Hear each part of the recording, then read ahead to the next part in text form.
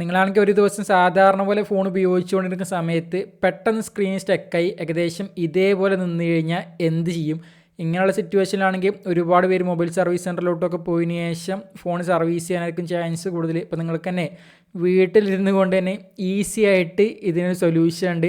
സിമ്പിളാണ് ഗൈസ്, എല്ലാവർക്കും ഈസി ആയിട്ട് ചെയ്യാം. നമ്മുടെ വോളിയം അപ്പ് ബട്ടൺ, അതുപോലെ തന്നെ volume down button, power button, ഫോണിലെ ഈ ഒരു 3 ബട്ടൺ ഒരുമിച്ച് ഒരു 10 to 15 സെക്കൻഡ് നേരം പ്രസ് ചെയ്ത് കഴിഞ്ഞാൽ ഫോൺ ഓട്ടോമാറ്റിക്കലി ഓഫ് ആയതിനു ശേഷം ഓണായി വരും. ഒരുപാട് പേർക്ക് ഈ ഒരു ട്രിക്ക് അറിയാം, പക്ഷെ എന്നിരുന്നാലും കുറച്ച് പേർക്ക് അറിയില്ല.